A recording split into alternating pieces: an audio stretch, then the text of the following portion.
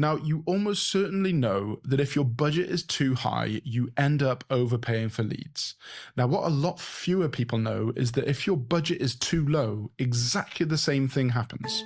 This is the B2B Performance Marketing Podcast by Webmarketer, here to help you make the right moves with your B2B advertising. No spin, no smoke and mirrors, just honest insights from the advertising front line.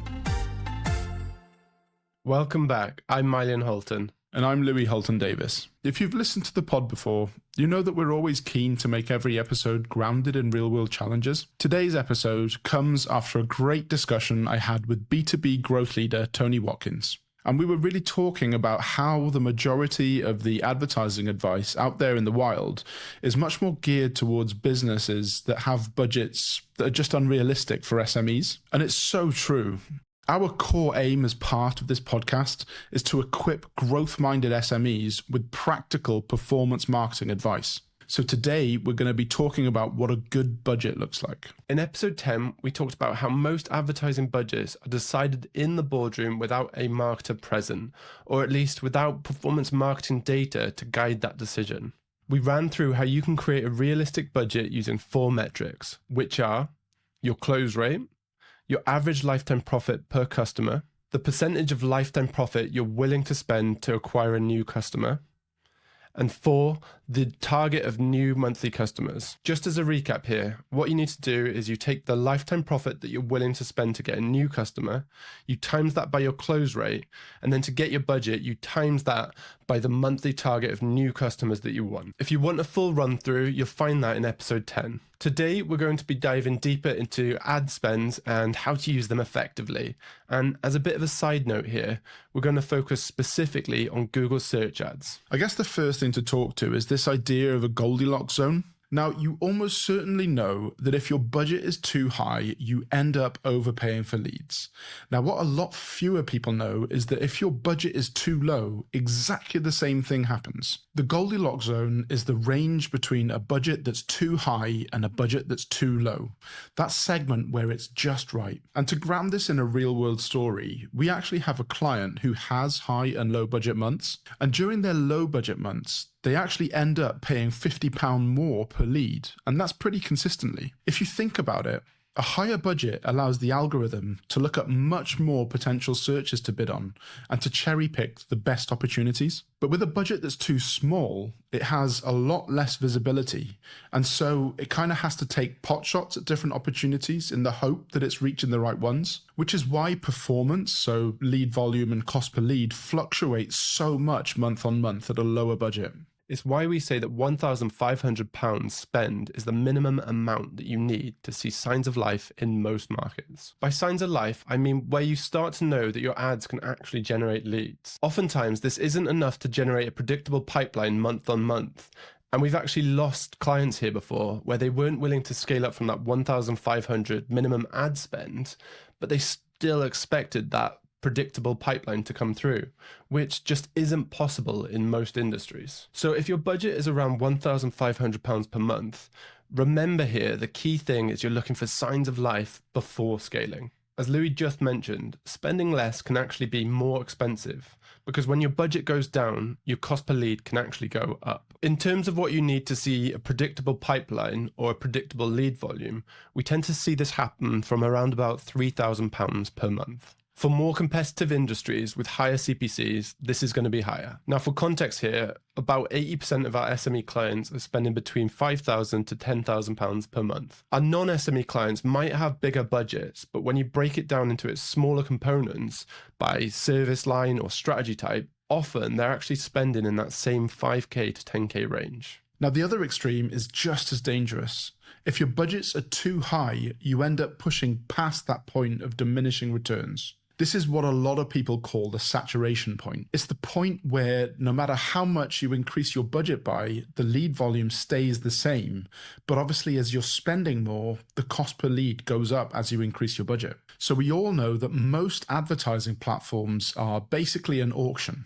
Businesses bid to show ads to each person, and the winning bid gets the impression. Once upon a time, pre-2017, Google only used to charge you 1 penny more than the second placed bid to show your ads. But over time, they've made a number of different changes so that now you're actually charged much closer to the maximum you're willing to pay per click. There's a saying in the agency world that Google uses ads to spend as much of your money as possible. And then agencies use Google ads to try and make you as much money as possible. As an aside, if you've ever had a call with a Google ads rep, can you remember one specific time where they didn't ask you to increase your budget? I think that's case in point. Now, it's really important to remember that Google search ads doesn't scale as well as other channels do. Because in most other channels, you're targeting people based on their behaviors, interests, and demographics. And while you can and probably should be doing that in search ads, they also have to be searching for the keywords you're targeting too. And that makes the audience a lot smaller. So as you scale out of a small budget, you'll access more opportunities to generate leads. But once your budget starts to go beyond the number of people searching, Google doesn't want to miss out on that extra revenue and will charge you for the privilege. So you'll get the same number of leads, but at a much higher cost. In episode 10, we talked about working back from a cost per lead target rather than chasing the lowest cost per lead. Because if you double your budget, you probably won't double your leads. And if the goalposts are constantly moving, that's really not going to help you. What often happens in an entrepreneurial environment is that when you achieve that lower cost per lead, that's now your new target. This is actually how you end up in scaling jail, because you've done a great job optimizing your ads and bringing the cost per lead down over time without any budget increases. But there'll come a time when you need more leads, and the only way to get them will be through increasing your spend. When you do that, you'll find it's impossible to get the same cost per lead, and it will get worse and worse with every budget increase. So rather than moving the goalpost every time you get a win, it's so much better to say, this is the max we're willing to pay for a lead, and work towards that.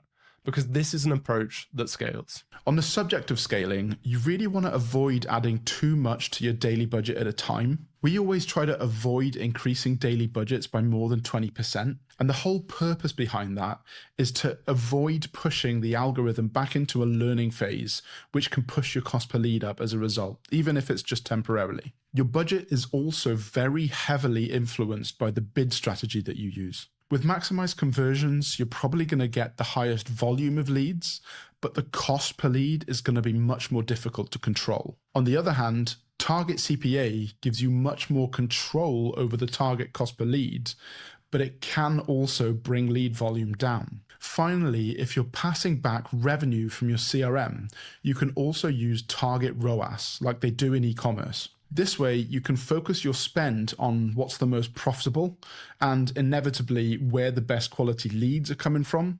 But Target ROAS is the most restrictive on lead volume. It's also worth mentioning that Google treats a change in bid strategy as a big change. And when you do it, it can take up to 8 weeks for your cost per lead to stabilize again. Meaning if you change your bid strategy, you can't expect to see an immediate uplift. You have to wait for the data to stabilize so you can see how it's actually working. So it's usually a really good idea to test a new bid strategy as an experiment. That way you can minimize the impact of the cost per lead increasing, and you also get a really nice side-by-side to compare the performance before and after. Now, a mindset shift I can't recommend enough is to think about budget in terms of clicks rather than pounds. A £15,000 budget with a £10 CPC is going to give you 1,500 clicks. Now, a £1,500 budget with a £1 CPC is going to give you exactly the same amount of clicks. So if you think in terms of clicks, both those scenarios have exactly the same budget, and lead volume will be determined by your conversion rate to a lead.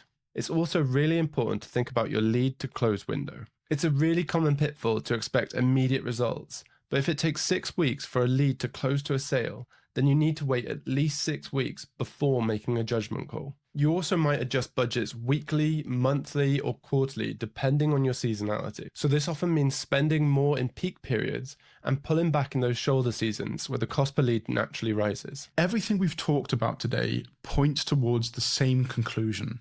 A budget is not just a number in a spreadsheet.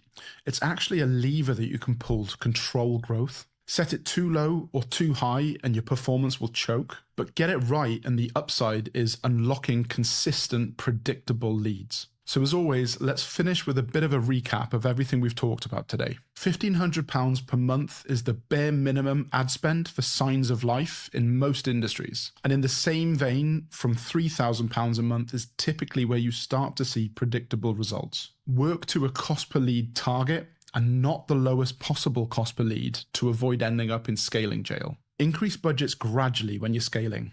Don't increase them by more than 20% a day. Choose the right bid strategy. And if you want to try a new one, set up an experiment to do that. Think about a click budget, not a money budget. And finally, lean into your buyer behavior with your budget. Spend more in peak seasons and spend less in trough seasons. Your cost per lead will decrease when people are looking to buy from you, and it'll increase when people aren't as much. We only included a recap of how to work out your budget in this episode, so for the full breakdown, go listen to episode 10. And if today's episode has given you a new perspective on ad spend and budgets, please share this with a colleague or a fellow marketer that's facing similar challenges. If you found this episode useful, please leave us a review. Our goal is to remove the smoke and mirrors from the B2B advertising world, and reviews really help us towards this. And if you've got a burning question or you're facing a challenge you'd like us to explore, please let us know. You can head to webmarketeruk.com/topic and fill in the form. We want to make every episode as useful as possible, and we read every single message. Thanks for listening, and catch you next time.